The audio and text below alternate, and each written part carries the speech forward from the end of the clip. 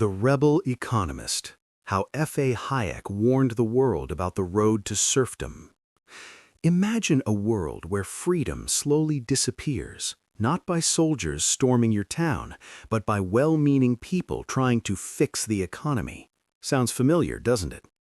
Now picture a man, an Austrian economist with a sharp mind and a stubborn belief, who stood up against governments, intellectuals, and even his peers, claiming that too much control would lead us all down what he called the road to serfdom. That man was Friedrich August von Hayek, one of the most influential thinkers of the 20th century, the guy whose ideas helped shape Ronald Reagan's America and Margaret Thatcher's Britain. But Hayek's story isn't just about dusty economics books. It's a story about freedom, power, and the eternal tug-of-war between the state and the individual.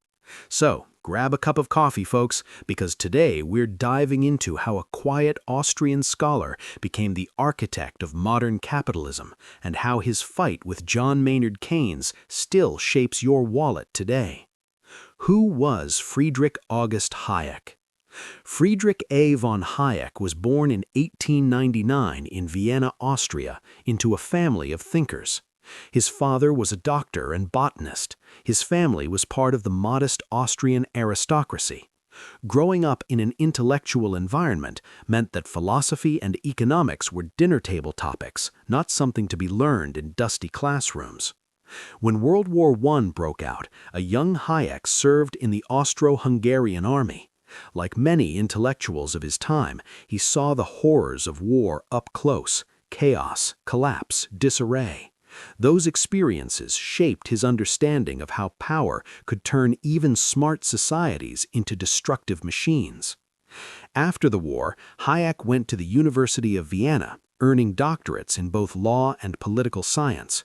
From there, he pursued economics, influenced by the great Austrian economist Ludwig von Mises, the man who warned against socialism long before it became a global political divide. By the late 1920s, Hayek was already known in academic circles, but his real fame began when he joined the London School of Economics, LSE, in 1931, a move that would set up an intellectual rivalry for the ages.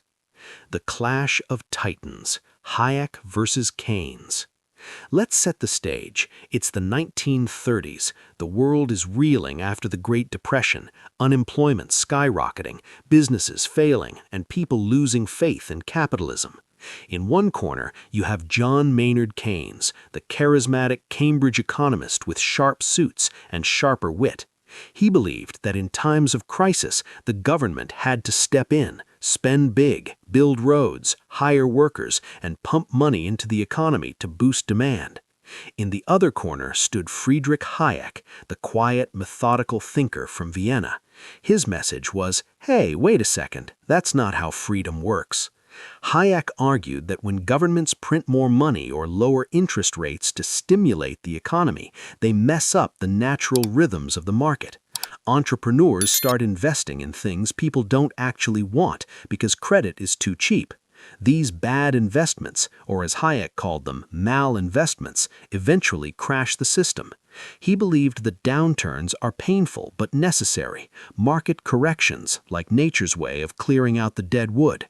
Artificially keeping things afloat, he warned, only makes the eventual collapse worse. This idea became the heart of the famous debate between Keynes and Hayek: to stimulate or not to stimulate. And to this day, that debate is alive. Every time the U.S. government debates stimulus checks, inflation, or interest rates, they're still arguing about ideas born from these two giants. A fun fact: the Firewatch encounter. During World War II, something almost cinematic happened.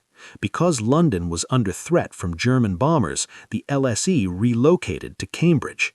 One night, as fate would have it, Keynes and Hayek were assigned firewatch duty together, guarding King's College Chapel from incendiary bombs. Imagine these two intellectual enemies stuck on a rooftop, surrounded by darkness and danger. What did they talk about? Economics? Philosophy? Or maybe, just maybe, they shared a quiet moment of mutual respect. We'll never know. No record of that conversation survives, but it's one of those small, intriguing moments where history feels alive. The Road to Serfdom, Hayek's masterpiece. After the war, Hayek shifted his focus from economics to political philosophy, and in 1944 he released his most famous book, The Road to Serfdom. Hayek called it his war effort, since he wasn't allowed to serve as a foreign national in Britain. But his weapon wasn't a rifle, it was ideas. The Road to Serfdom wasn't an academic manual, it was a warning. Hayek argued that even good intentions, like the desire to plan an economy for the greater good, could lead to disaster. Why? Because once a government starts controlling prices, production, or wages, it concentrates power. And concentrated power, he warned, always becomes oppressive. He looked at Nazi Germany and Stalin's Soviet Union and saw the same pattern. Both began with central planning, both ended in tyranny. He also rejected the idea that Germans were uniquely authoritarian. Instead, he blamed the system, not the people. Key ideas from The Road to Serfdom. Let's break down the key takeaways from Hayek's book, the ones that really shook post-war politics. 1. Central planning leads to central control. The more the government interferes in the market, the fewer decisions individuals make. Eventually, freedom erodes, not because of evil intentions, but because efficiency demands one authority. 2. No single mind can run an economy. Hayek introduced what we now call the knowledge problem. Information about needs, prices, and demand is spread across millions of people. The market collects and balances that knowledge naturally through prices. No planner, no matter how smart, can replicate that. 3. Liberty requires allowing risk and failure. Real liberty means letting people succeed or fail based on their own choices, not on government safety nets.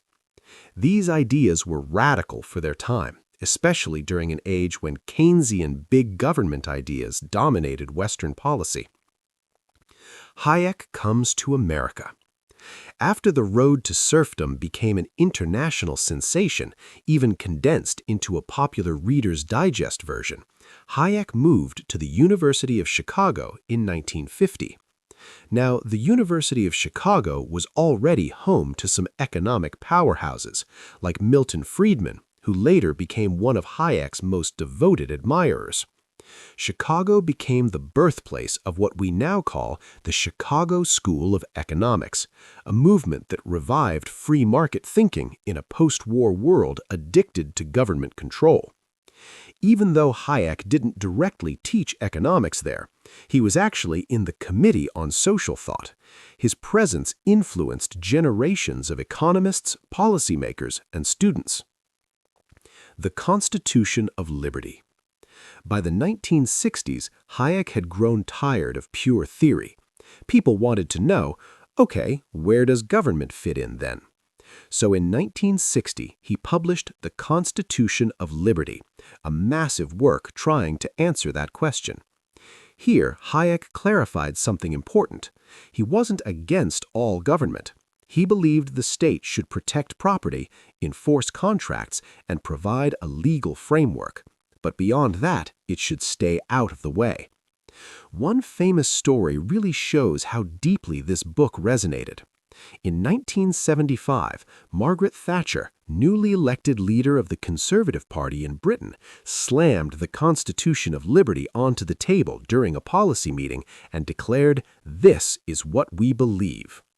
That dramatic gesture became a symbol of the ideological shift toward privatization, deregulation, and limited government, policies that would reshape both the UK and the US in the 1980s. Hayek's legacy. By the time Hayek won the Nobel Prize in Economic Sciences in 1974, his theories were no longer fringe. They'd become the intellectual backbone for the neoliberal movement, the belief that free markets, privatization, and minimal government intervention create prosperity. Think of Reagan's "Government is not the solution to our problem, government is the problem," or Thatcher's "There is no alternative." Both were inspired by Hayek's worldview. Even after the 2008 financial crisis, when many hoped for a comeback of Keynesian policies, Hayek's skepticism of centralized control remained strong. In fact, in 2010, The Road to Serfdom hit #1 on Amazon's bestseller list over 60 years after it was first published. Not bad for an old Austrian economist. Common misconceptions and criticisms. Of course, not everyone bought into Hayek's philosophy. Critics called him overly idealistic, naive about how markets can fail. They pointed to monopolies, corporate greed, and environmental issues as cases where markets don't self-correct.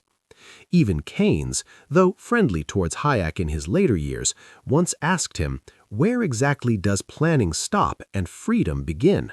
A question Hayek himself struggled to definitively answer. But that's the beauty of Hayek's thinking. It forces us to ask hard questions about where to draw the line. Thought-provoking questions for you. Let's pause here and ask you, can a society really be free if the government controls the economy, even for so-called good reasons? Hayek would say no, because once freedom is restricted for one purpose, it's never the same. Do markets really allocate resources fairly, or do they just favor the powerful? Critics argue markets reflect inequality, not fairness. Hayek countered that markets don't promise equality, only opportunity. Is total freedom always desirable?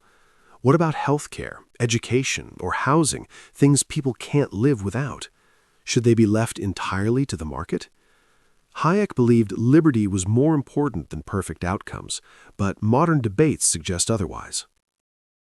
Thinking through these questions helps us see why Hayek still matters today. Modern relevance of Hayek's ideas. Hayek's core warning that state control breeds dependency and kills innovation hits differently in our era of big tech, data privacy, and government surveillance. Today, when algorithms decide what we see, buy, and believe, some argue we're facing a new kind of central planning, not by governments, but by corporations. In a strange twist, Hayek's ideas about decentralized decision-making apply just as well to tech monopolies as they did to bureaucratic states. And as AI and automation reshape our world, his fundamental question still echoes. Who should decide, planners or people? The road ahead. Friedrich Hayek passed away in 1992, but his intellectual rebellion lives on. In a time when freedom often competes with control and when experts promise to guide us for our own good, his message is more relevant than ever. Freedom, Hayek believed, isn't a static achievement. It's something we must constantly fight to preserve, often from those who genuinely believe they're saving us. So next time someone says, the government should handle it, ask yourself, is that the road to prosperity or the road to serfdom? Call to action. If you found Hayek's story eye-opening, hit that like button, share this with your friends who love a good political debate, and drop your thoughts below. Do you think Hayek was right, or was Keynes the real hero? Don't forget to subscribe for more deep dives into the ideas that built our world.